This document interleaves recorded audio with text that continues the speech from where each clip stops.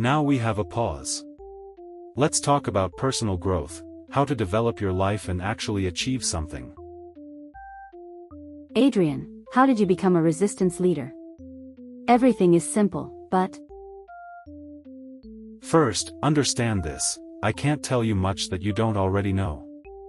Billions of people think every day, but only a small number end up in the positions you want to reach. Do you came from the very bottom?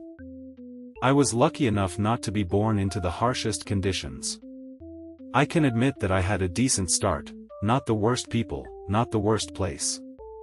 But over time I saw there are more interesting places, more interesting people, and a more interesting way to live.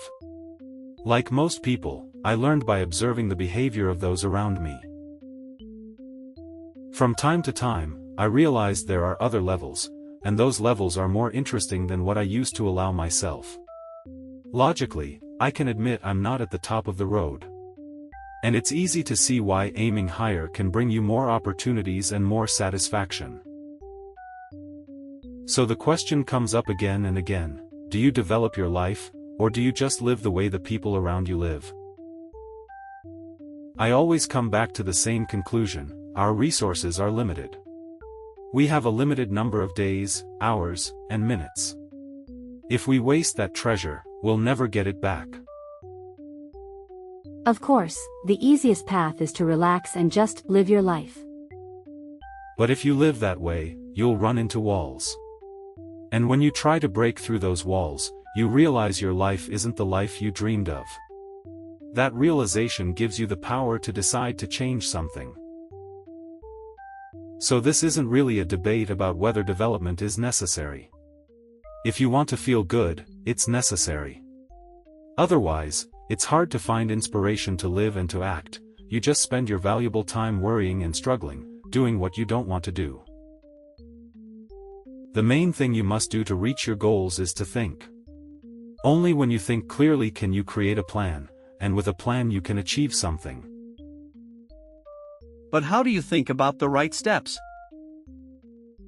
You can rely on your own experience and the experience of people around you, but remember, most of the 7 billion people on Earth are not at the top. So the chances of finding the best path by using only your intuition and your immediate environment are low. Instead, find the experience of someone who has achieved results in your field. The more you can learn from that person, the greater your advantage. They may have succeeded through intuition and hard work. You can study their path, understand it, and optimize it, so you don't repeat their mistakes. This is simple. But almost everything important is simple. People have different principles and different paths, yet some things are universal.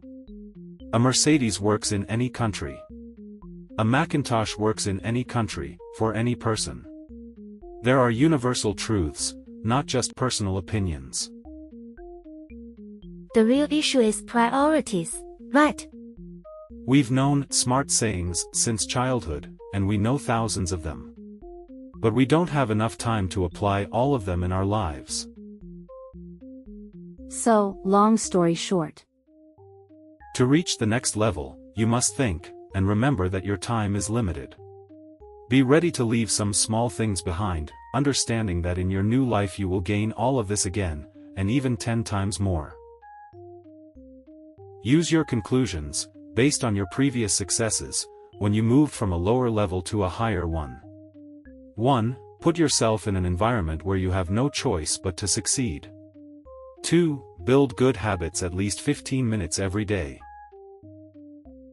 I don't achieve anything because I don't try. You don't try because you're afraid. And you're afraid because you have bad thoughts. Ask yourself honest questions. Look at your life from the outside. Review your past, and start doing great things.